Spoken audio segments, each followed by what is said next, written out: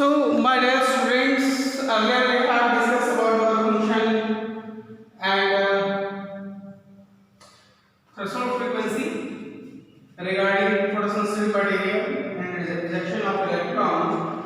कुछ चीजें और जाननी चाहिए। एक इलेक्ट्रॉन वोल्ट क्या होता है? 1 electron volt.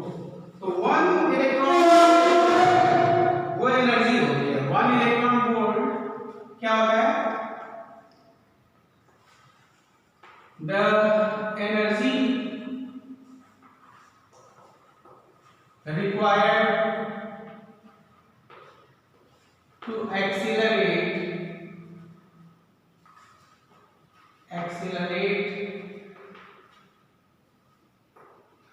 an electron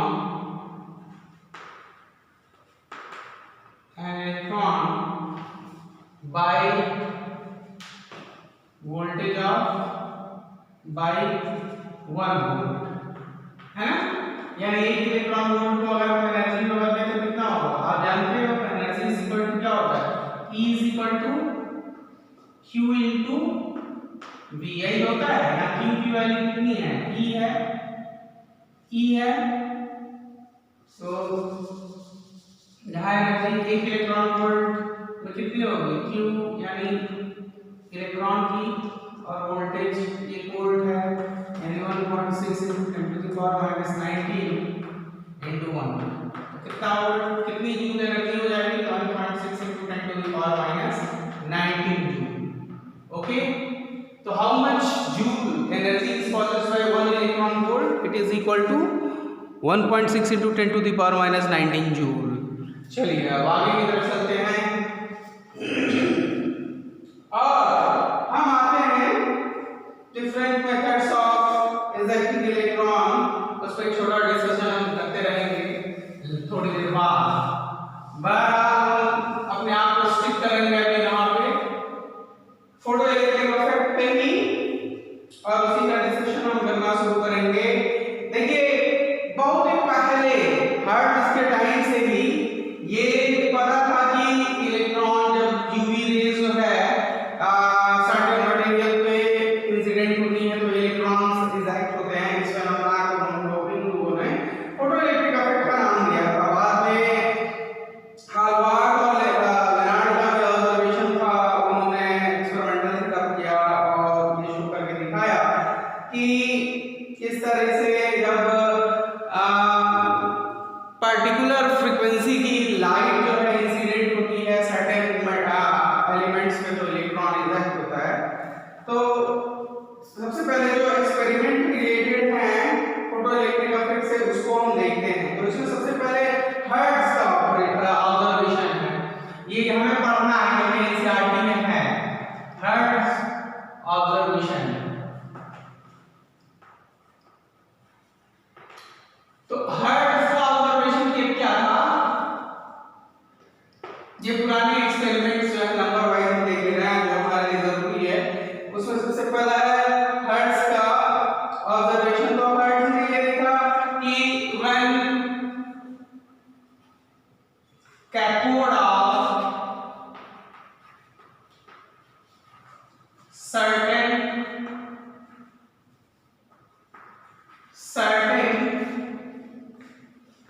elements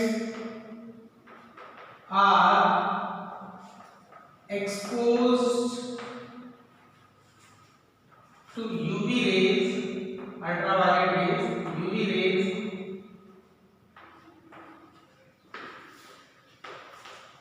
electron is ejected। तो ये तो है ना? and he turned it as photoelectric emission।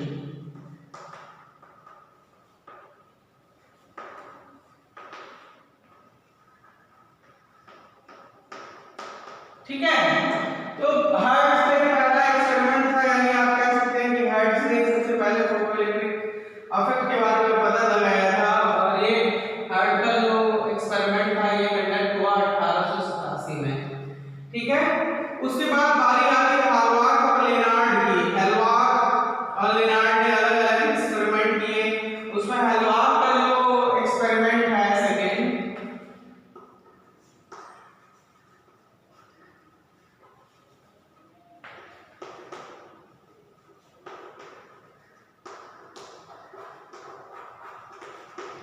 ये बहुत इंपॉर्टेंट है।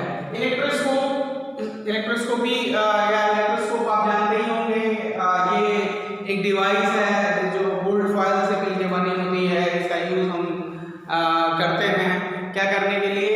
चार्ज के नेचर को पता करने के लिए कि चार्ज का नेचर कैसा है। तो हालवार्क ने क्या किया, उन्होंने ना जिंक का एक प्लेट लिया। ये प्लेट उन्होंने किसका लिया? जिंक का, और उसको जोड़ दिया किसके साथ? इलेक्ट्रोस्कोप के साथ। इसको इन्होंने किसके साथ जोड़ दिया? इलेक्ट्रोस्कोप के साथ, है ना। अगर सिमिलर चार्ज होगा तो रिपल्सन से ये पट्टियां जुड़ जाएंगी, अपोजिट चार्ज होंगे तो ये पट्टियां अट्रैक्शन से नजदीक आएंगी, ठीक है। और ये सारे का सारा रेजोनेंस जो है इन्होंने सील करके रखा।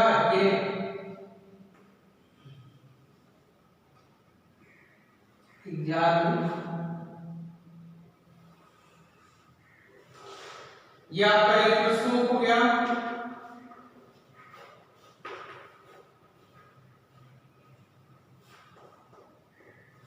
ठीक है, दिस इज जिंक। उन्होंने ये देखा कि when UV rays fall on the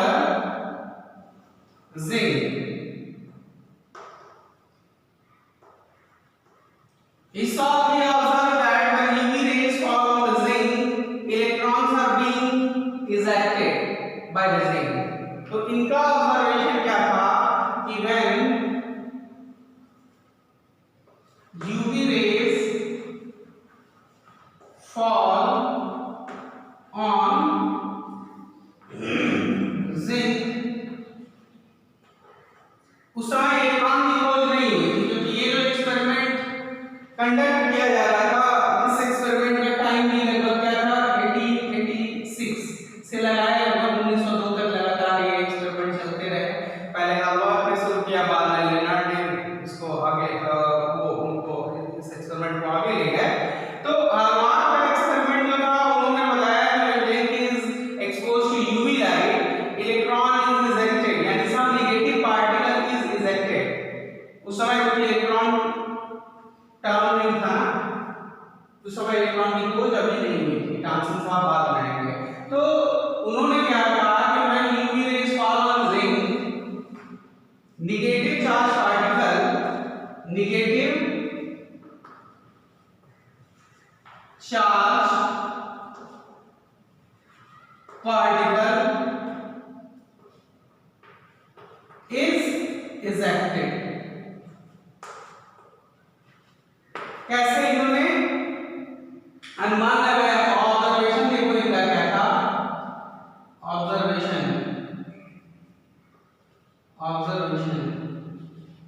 ये इंपॉर्टेंट है। ये तीन ऑब्जर्वेशन है। पहला ऑब्जर्वेशन इनका ये था कि अगर ये जो जिंक है ना, पहला ऑब्जर्वेशन इनका ये था कि जिंक प्लेट अनचार्ज है अगर इनिशियली, तो जब यूवी रे इस पे गिर रहा है तो वो क्या हो जा रहा है? चार्ज हो रहा है। ऑब्जर्वेशन उन्होंने क्या देखा कि when zinc plate is uncharged initially, then it become positive charge after exposure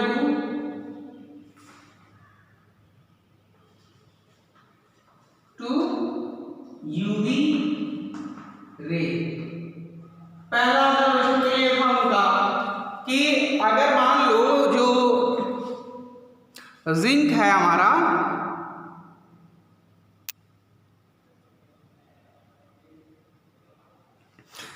पहला ऑब्जर्वेशन उनका यही था कि when जिंक प्लेट, ये जो जिंक प्लेट है ये मान लो अनचार्ज है, इस पे यूवी रेज गिरी ना, तो उन्होंने देखा कि क्या हुआ कि अरे ये तो अब अनचार्ज नहीं रह गया बल्कि पॉजिटिव चार्ज हो गया।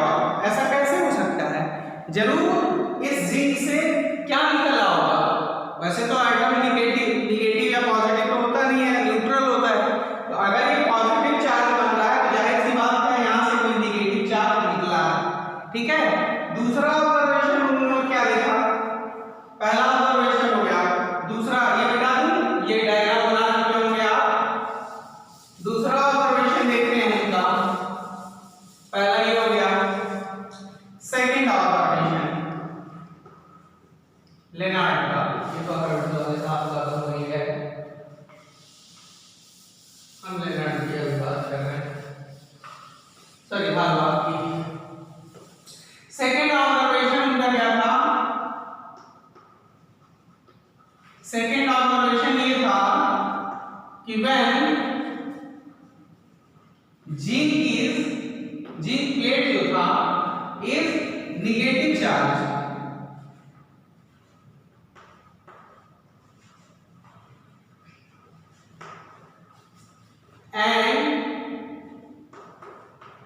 and then UV ray are exposed,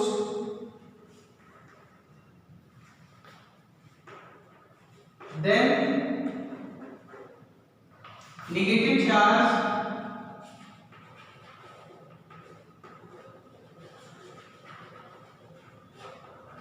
increases। ठीक है, इसका मतलब पहले से ही जिंक जो था वो क्या था? नेगेटिव चार्ज था, लेकिन यूवी रे जब उसमें इंसिडेंट हुई तो वो और ज्यादा नेगेटिव हो गया। तीसरा ऑब्जर्वेशन उनका क्या था? When zinc plate is positively charge, then upon exposure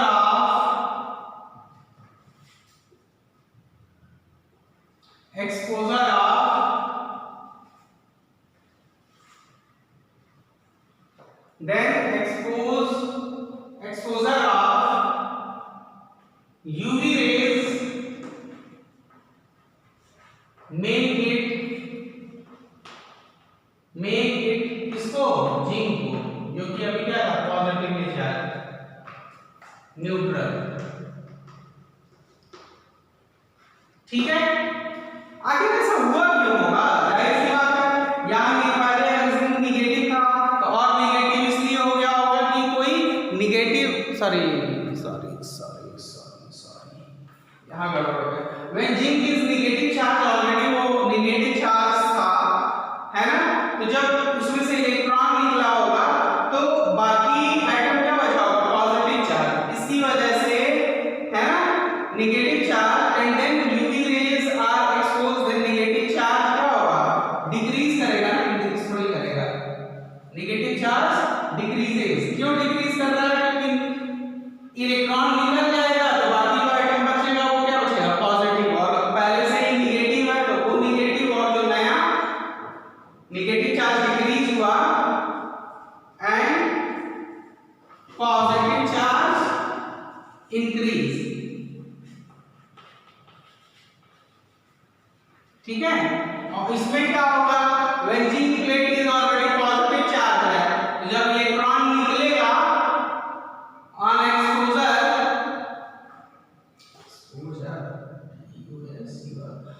exposure of UV rays make it what? इसको न्यूट्रल थोड़ा बताएगा भाई। पहले जिंक की प्लेट जो है वो पॉजिटिव चार्ज है, तो जब ये पॉजिटिव चार्ज है और इसमें से इलेक्ट्रॉन निकलेगा तो पॉजिटिव चार्ज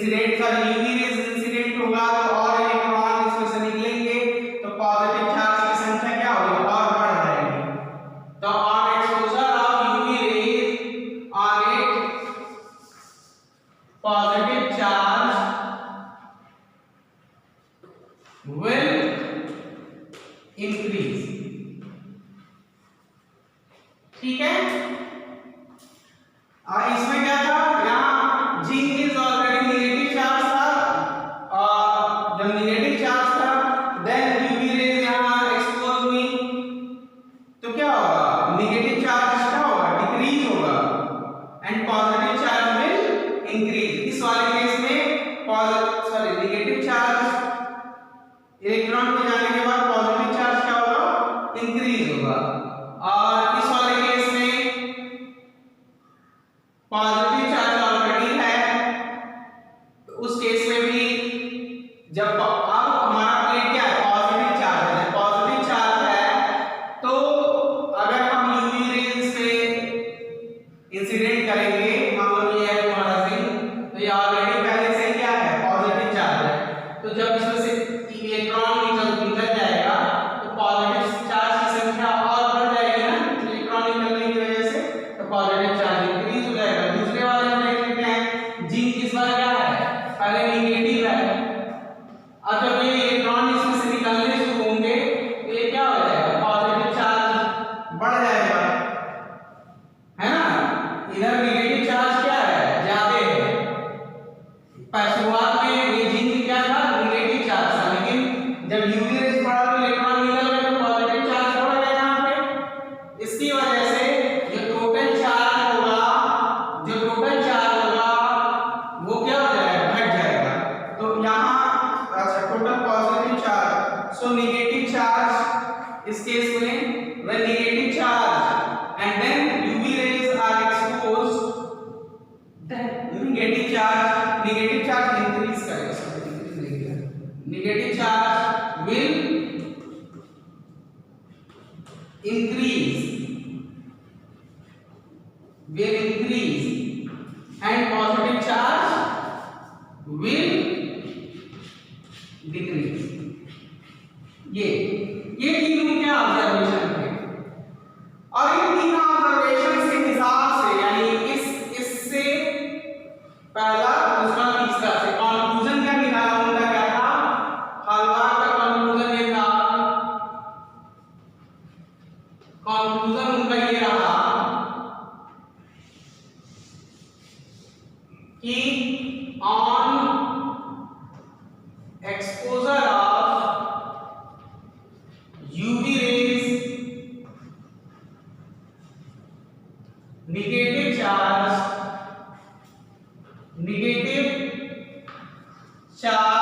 अभी ये नेगेटिव चार्ज पार्टिकल आने के बाद में इलेक्ट्रॉन कहते हैं, क्योंकि ट्रांसफर आपने इसकी खोज नहीं की है। रेज हैं वे on exposure to UV rays negative charge is ejected from zinc which is which stand as photoelectric effect, ठीक है, इफेक्ट कर देते हैं, ठीक है। ये उनका कंक्लूजन था, तो ये कंक्लूजन अच्छे से आप पढ़ लीजिएगा। और आगे अब हम लेनार्ड का एक्सपेरिमेंट पढ़ेंगे जो कि बहुत ही इंपॉर्टेंट है, और सर एक्सपेरिमेंट पूरी लेनार्ड और मिल्टन के एक्सपेरिमेंटल सेटल के हिसाब से हम आगे की तरफ बढ़ेंगे। अगला जो माइलस्टोन था इस एक्सपेरिमेंट को सक्सेसफुल बनाने में, वो है इसका हमारे लेनार्ड साहब का, उनको देखते हैं।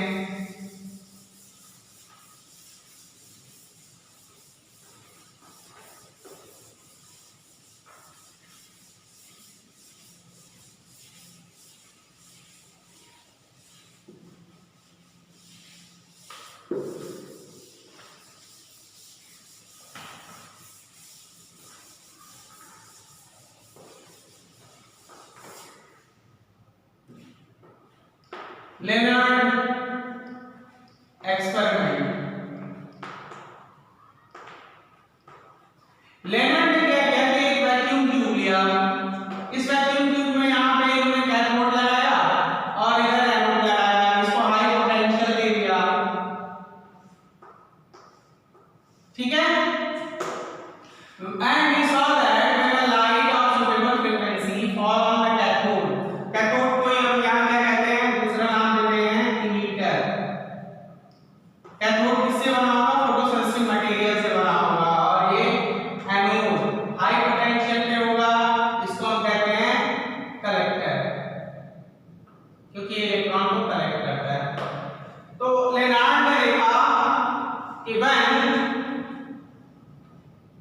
suitable frequency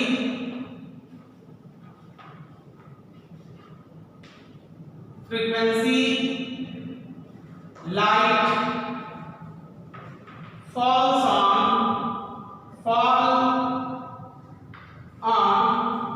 cathode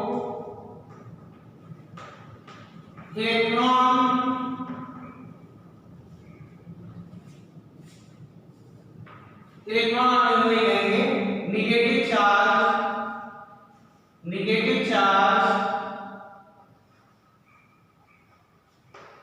ejected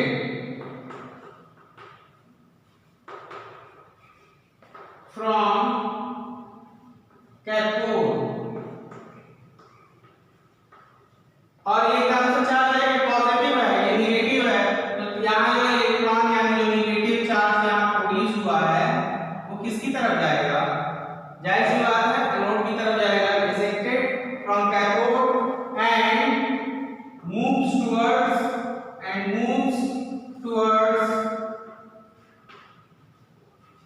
anode, giving rise to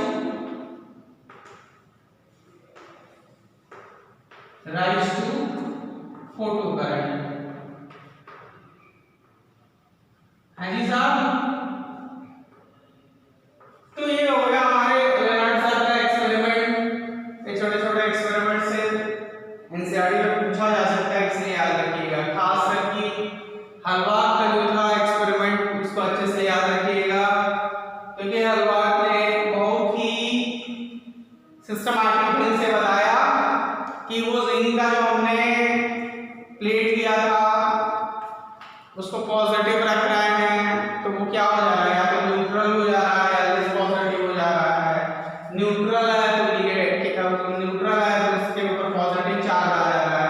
और कंक्लूजन निकाल के उन्होंने बताया कि जब यूवी रेज ऐसे मेटल्स जैसे जिंक वगैरह पे इंसिडेंट होती है तो नेगेटिव चार्ज इंजेक्ट होते हैं। और इस फिनोमेना को सबसे पहले उन्होंने क्या कहा कि साहब ये है हमारा फोटोइलेक्ट्रिक इफेक्ट। अब हम विस्तार से पढ़ेंगे फोटोइलेक्ट्रिक इफेक्ट के बारे में और इस पोर्शन से 3 नंबर का क्वेश्चन आपका आता है, चाहे ग्राफ पे आएगा तो 2 नंबर का, न्यूमेरिकल आएगा तो फिर 3 नंबर का। Experimental study for photoelectric effect, इसको हम देखते हैं। ये एक्सपेरिमेंटल सेटअप किया गया था लेनार्ड और मिलिगन के द्वारा, तो ये भी याद रखिएगा। तो एक्सपेरिमेंटल स्टडी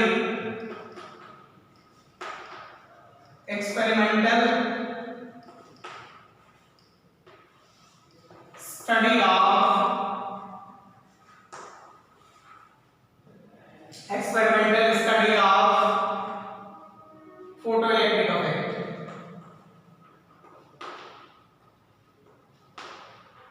फोटोइलेक्ट्रिक इफेक्ट। इसके बारे में हम पढ़ेंगे फोटोइलेक्ट्रिक इफेक्ट के बारे में। तो फोटोइलेक्ट्रिक इफेक्ट जिसको हम क्या कहते हैं? लेनार्ड मिलिगन को जानते ही हैं, charge to the mass electron का नापा था इन्होंने। मिलिगन एक्सपेरिमेंट में इसका निकनेम है। तो इन लोगों ने क्या किया कि एक वैक्यूम ट्यूब लिया। वैक्यूम ट्यूब लिए जानते ही होंगे आप, ये वैक्यूम ट्यूब बिल्कुल उसी तरह होती है जैसे आपके पुराने टीवी के ट्यूब्स हुआ करती थी। ये वैक्यूम ट्यूब है, यहाँ पे एक फोटोसेंसिटिव मटेरियल का हमने कैथोड बनाया और ये हो गया आपका एनोड। ठीक है, इसको हमने क्या किया? कैथोड बनाया। तो जाहिर सी बात है नेगेटिव चार्ज से अटैच हुआ हाई वोल्टेज से।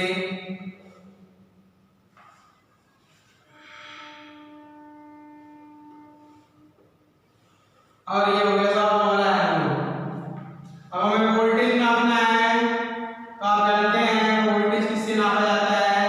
वोल्टमीटर से। और वोल्टमीटर हमेशा किस ऑर्डर में लगाया जाता है? पैरेलल ऑर्डर में लगा दिया। याद रखिएगा करंट नापना है आपको कि कितना करंट इससे प्रोड्यूस हो रहा है। तो यहाँ हम क्या लगाएंगे? एमीटर। एमीटर हमेशा किस ऑर्डर में लगता है? वो लगता है सीरीज ऑर्डर में। माइक्रो एमीटर इसलिए लगाया है कि the value of photoelectric current is very small. ठीक है, तो माइक्रो एमीटर लगा दिया हमने। अब चलते हैं आगे की तरफ। अब देखो एक्सपेरिमेंटल जो सेटअप है ये चीज क्या है, फोटो सेंसिटिव मटेरियल है। कैथोड किससे बना हुआ है, कैथोड किससे बना है, फोटो सेंसिटिव मटेरियल। ठीक है, तो फोटो सेंसिटिव मटेरियल से बना हुआ है और साथ ही ये जो एनोड और कैथोड है they are provided with high voltage well powerless battery. इससे हम हाई वोल्टेज इसको सप्लाई करते हैं, वोल्टेज नापना है तो वोल्ट मीटर है, कितना करंट प्रोड्यूस हो रहा है तो उसके लिए हमने माइक्रो एमीटर लगा रखा है।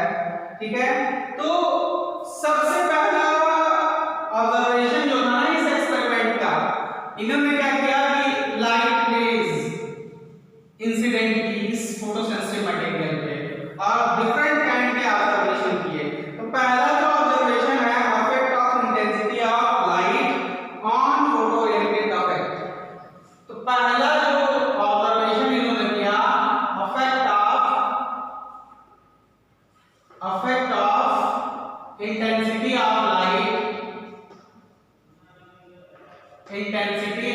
लाइट on फोटो करंट या फोटो इलेक्ट्रिक करंट। चलिए देखते हैं आगे क्या होता है। तो देखो उन्होंने क्या किया कि when they took light rays of a suitable frequency, light rays of suitable frequency मतलब न्यू, और ये न्यू क्या है, ग्रेटर देन और इक्वल टू न्यू नॉट, यानी थ्रेशोल्ड फ्रीक्वेंसी से। ये जो इंटेंसिटी लाइट की ली ना उन्होंने, वो क्या किया उन्होंने कि इसकी फ्रीक्वेंसी हमको सेम रखनी है। कितनी रखनी है, न्यू, लेकिन याद रहे न्यू थ्रेशोल्ड फ्रीक्वेंसी से ज्यादा हो या बराबर हो, उससे कम नहीं। तो इसका एक्सप्लेनेशन जो आप लिखोगे वो ये लिखोगे कि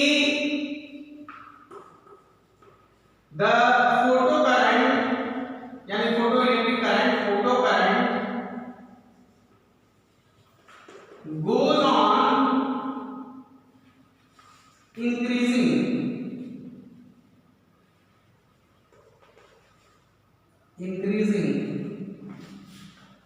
on increasing the intensity, increasing the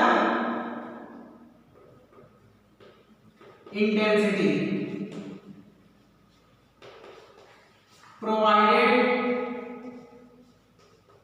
provided frequency is greater than threshold frequency। ठीक है, ऐसा क्यों हो रहा है, रीजन मैं बता रहा हूं। देखो बच्चों, अगर लाइट की इंटेंसिटी कितनी, इतनी मतलब इतने मोटे झरोखे से लाइट आ रहा है, तो लाइट की तीन रे है, लाइट की तीन रे है और लाइट किससे मिलकर बना होता है, फोटॉन से। तो तीन रेज कितने इलेक्ट्रॉन निकालेंगे, तीन रेज में कितने फोटॉन होंगे, तीन फोटॉन होंगे, तो तीन इलेक्ट्रॉन निकालेंगे। अब इसकी इंटेंसिटी बढ़ा दो, अब फोटॉन की संख्या क्या हो गई, बढ़ गई। कितने हो गए, दो, एक फोटॉन, दो फोटॉन, तीन फोटॉन, चार फोटॉन, पांच, छह, सात। हम अपने दिमाग में ये याद रखेंगे कि लाइट की एक रे में एक फोटॉन है ना।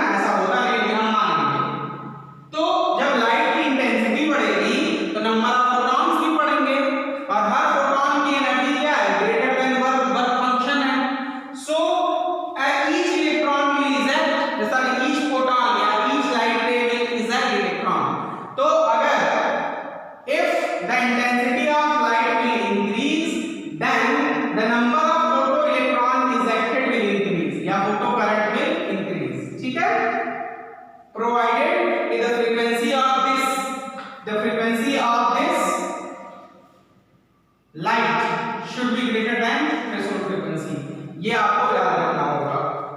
तो पहला ऑब्जर्वेशन हम ये देखते हैं, इसके लिए अगर हम ग्राफ ड्रॉ करें तो इसका ग्राफ देखो कैसा होगा।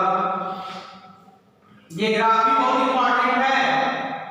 चलिए यहाँ देखिए, ये ग्राफ हम ड्रॉ कर रहे हैं। This graph is between photo electric current, ये हो गया आपका फोटो करंट,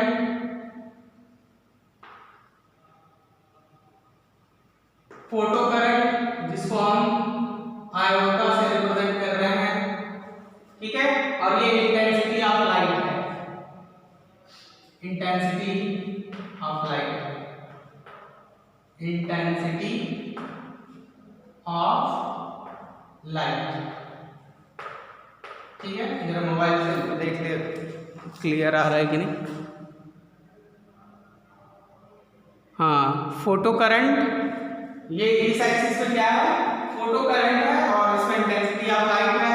तो आप जैसे जैसे इंटेंसिटी ऑफ लाइट बढ़ाओगे, यहाँ पे एक रिलेशन दिया है, लिख सकते हो कि I is directly proportional to capital I। Small I क्या है, फोटो करंट है, स्मॉल I क्या है, फोटो करंट, I क्या है, इंटेंसिटी है।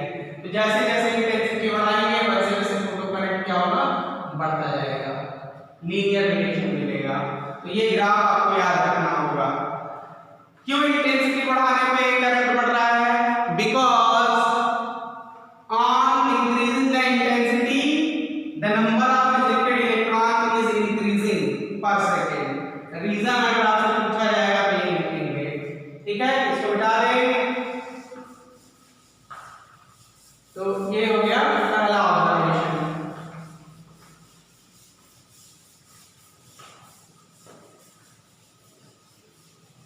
रीजन भी लगे आप देख पाते हैं क्यों ऐसा हुआ।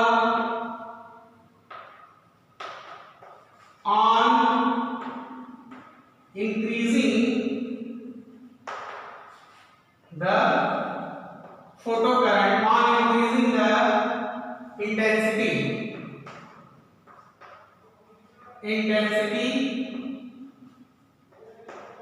Of suitable frequency,